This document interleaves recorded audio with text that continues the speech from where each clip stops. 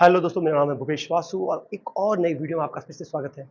आज जिस टॉपिक पे हम बात करने वाले हैं वो इलेक्ट्रॉनिक्स का और मैथमेटिक्स का और फिजिक्स का एक बहुत ही इंपॉर्टेंट टॉपिक है। आज हम बात करने वाले हैं बूलियन अलजेब्रा की तथा इसके बाद में हम बात करेंगे लॉजिक गेट्स की।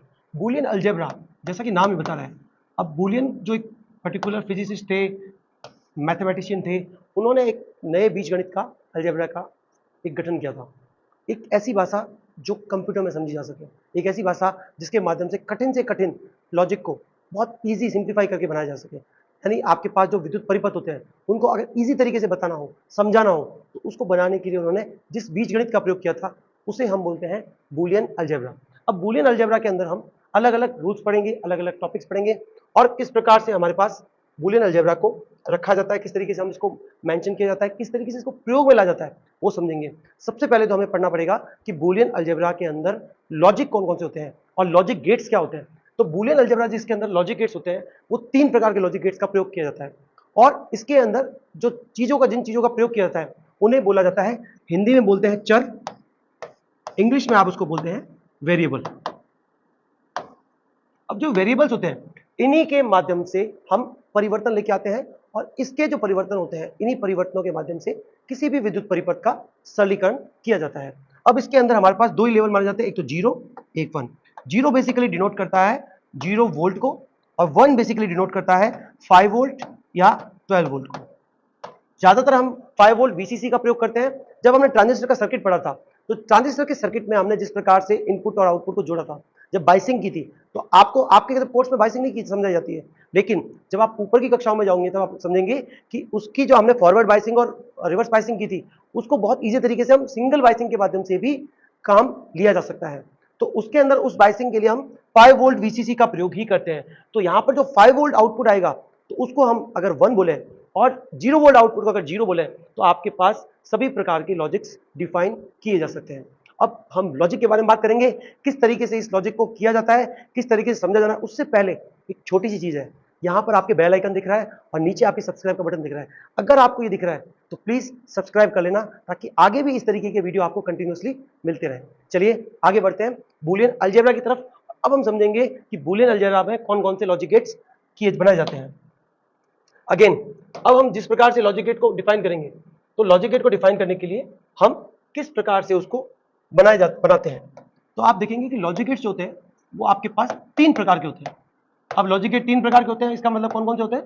पहला हम लॉजिक गेट मानेंगे जिनको हम बोलते हैं आधारभूत, ये वो बेसिक गेट्स होते हैं।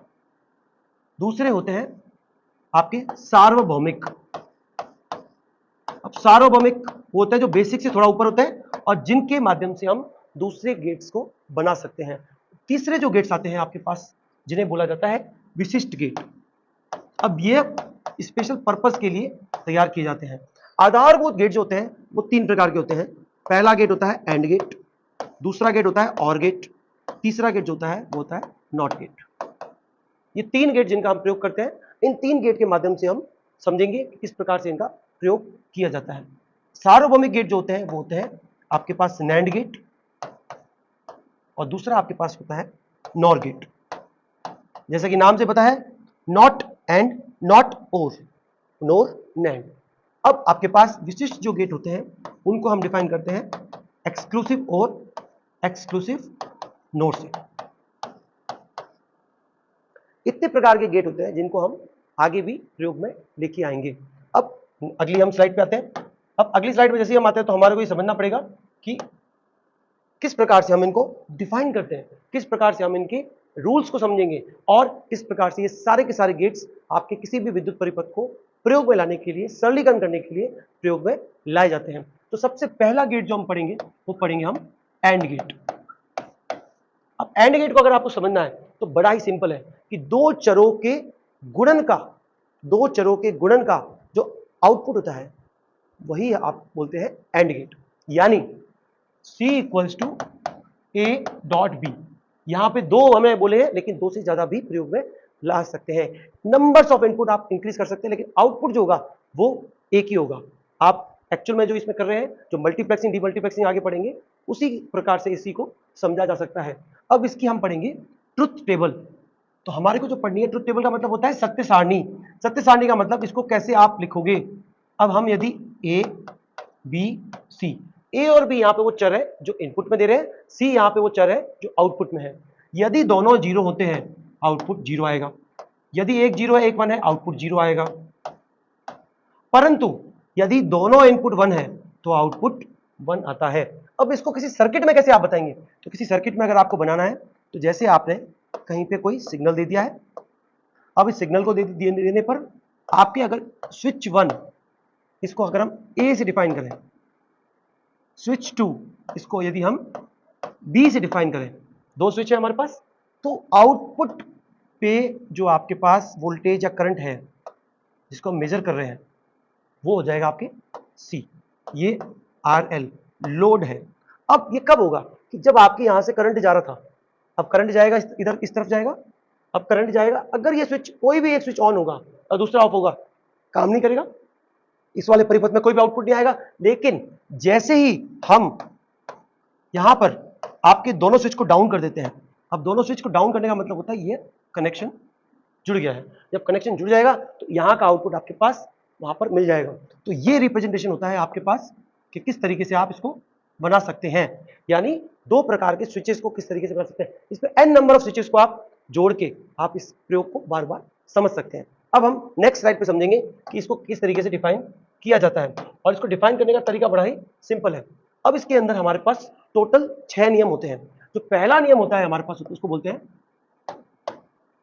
उसको बोला जाता है वर्ग सम नियम। वर्ग सम नियम क्या बोलता है कि वर्ग सम नियम बोलता है कि a dot A equals to, अब देखिए a डॉट ए है, दोनों एक जैसे ही है, तो हम देखेंगे ऐसा कब होता है जब दोनों जीरो है या दोनों वन है। जब दोनों जीरो थे तो आउटपुट क्या था सत्य सारणी में जीरो, जब दोनों वन थे आउटपुट क्या था वन, यानी a dot A equals to A. यानी यदि आप एक ही चर को प्रयोग में लेके आते हैं एज अ डबल इनपुट तो आपके आउटपुट भी वही रहता है। इसको हम सत्य सारणी से समझ सकते हैं, a dot A equals to A. दूसरा हम जो नियम पढ़ते हैं उसको बोलते हैं शून्य का नियम, यानी a dot zero equals to zero. ये हो गया दूसरा नियम। अब इसके बाद हम तीसरा नियम पढ़ेंगे a डॉट वन। अगर आपने a डॉट वन किया है, अब a डॉट वन का मतलब क्या है, यहां पर जीरो वन हो सकता है या वन जीरो हो सकता है। अब यहां पर a की वैल्यू अगर जीरो रखी जाए तो आउटपुट जीरो रहेगा, a की वैल्यू यदि वन रखी जाए तो आउटपुट वन रहेगा। तो a dot one equals to A. इसको कौन सा नियम बोलेंगे, इसको बोलेंगे तत्समक का नियम। अलग अलग इनके नाम रखे जाते हैं, अलग अलग इनकी आइडेंटिटी लॉ बोला जाता है, इनको अलग अलग नामों से बोला जाता है। हिंदी में मैं इसलिए पढ़ा रहा हूं क्योंकि जब आप इन नियमों को आप हिंदी में पढ़ेंगे तो इस तरीके से पढ़ेंगे, जब आप इसको अंग्रेजी में पढ़ेंगे तो यह थोड़ी सी डेफिनेशन बदल जाती है। जैसे कि मैं आपको दिखा दूं, यहां पर इसी की मैंने आपके लिए इंग्लिश में भी आपकी इसकी प्रेजेंटेशन बना रखी है।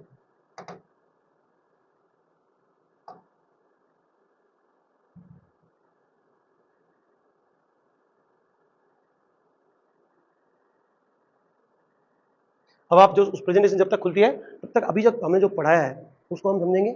अभी तक हमने तीन तरीके के नियम पढ़े थे, वर्गसम पढ़े थे, शून्य पढ़ा था, तत्समक पढ़ा था। अब इसके बाद हमारे पास आता है साहचर्य का नियम, क्रम विनिमय का नियम। क्रम विनिमय का नियम बोलता है यानी a dot b equals to b dot ए।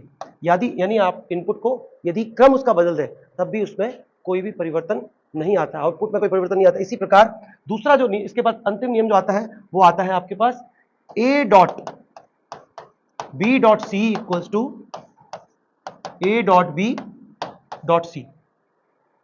इसको बोलते हैं, ये आपने पढ़ा था क्रम विनिमय का नियम, इसको बोलते हैं साहचर्य का नियम। साहचर्य का नियम ये बोलता है कि यदि आप दो इनपुट लेते हैं और उसको तीसरे इनपुट के साथ एंड गेट करवाते हैं तो उसके आउटपुट को, दो चरों के आउटपुट को वापस करके चेंज करके भी आउटपुट वही रहता है। इसको आप बोलेंगे साहचर्य का नियम। इसको हम सत्य सारणी से भी समझ सकते हैं, तीन इनपुट है, आउटपुट को देखें तो इनपुट बदलने से आउटपुट में कोई भी परिवर्तन नहीं आएगा। आउटपुट तभी आएगा आपके पास जब तीनों इनपुट वन होंगे, अन्यथा आपके पास आउटपुट शून्य ही रहेगा। अब हम बात करते हैं दूसरे गेट की, जो हमारे पास आता है और गेट।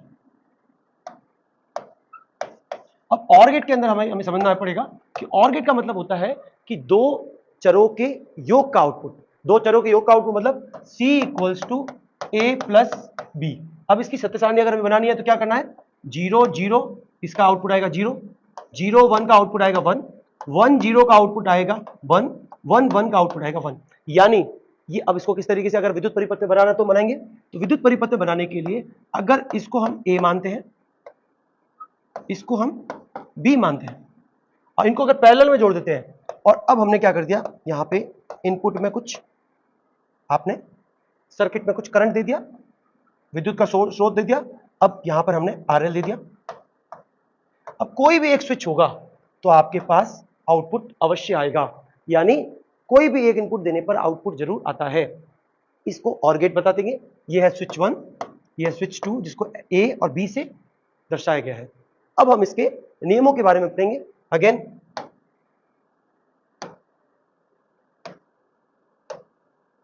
अब इसके अंदर वर्क सम का नियम आता है। वर्क सम का नियम इसमें भी इसी प्रकार से होगा, a plus A equals to, अब a प्लस ए जब हम करेंगे तो हमने देखा था ये कब था, 0 0 पर 1 1 पे, 0 0 पे आउटपुट 0 था, 1 1 पे आउटपुट 1 था, यानी a plus A equals to A. दूसरा आपके पास नियम आता है a प्लस 0 इक्वल्स टू, अब a प्लस 0 है आपके पास, a प्लस 0 का मतलब क्या है, अब देखिए 0 1 1 0, इस पे आउटपुट 1 था, इस पे आउटपुट 1 था। ये हमने सत्य सारणी में बताया भी था आपको कि कोई भी एक स्विच ऑन होगा तो आउटपुट आपके पास जरूर मिलेगा।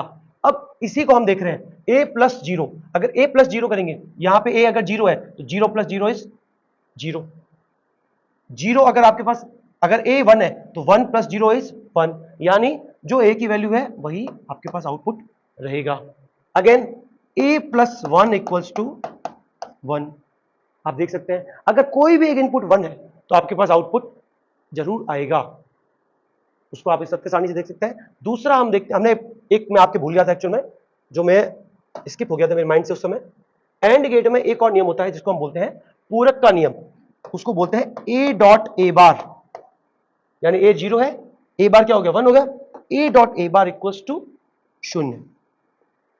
आप देखिए अगर 1 वैल्यू उसकी रखेंगे तो 0 इंटू 1 0, 1 रखेंगे a की वैल्यू तो 0 हो गया, इसी प्रकार से आप 0 रखेंगे तब भी 0 इंटू 1 इज 0, तो कोई भी वैल्यू हो a डॉट ए बार, इसको हम बोलते हैं पूरक का नियम। अब अगेन हम और गेट पे आते हैं, और गेट में भी हम पूरक का नियम लगाएंगे, तो हम क्या करेंगे a प्लस ए बार, अब देखिए 0 प्लस 1 इज 1, 1 प्लस 0 इज 1, इसका क्या मतलब है, आप यहां पे a की वैल्यू अगर 0 रख रहे हैं तो आउटपुट आ रहा है, a की वैल्यू जो हमने 0 रखी थी तो 0 प्लस 1 1 आ रहा था। अब a की वैल्यू हम 1 रख के देखते हैं, a की वैल्यू जब हमने 1 रखी तब भी आपके पास आउटपुट क्या है 1, यानी 1 plus 0 is 1, a plus a bar equals to 1। यहां पर एकांक वाला भाव आता है, इसमें भी आपके साहचर्य का नियम और क्रम विनिमय का नियम लगते हैं, जिसको आप बोलते हैं a plus B equals to B plus A, इसको बोलते हैं क्रम विनिमय का नियम। और दूसरा जो नियम होता है उसको आप बोलते हैं साहचर्य का नियम, यानी a plus b plus c equals to a plus b plus C.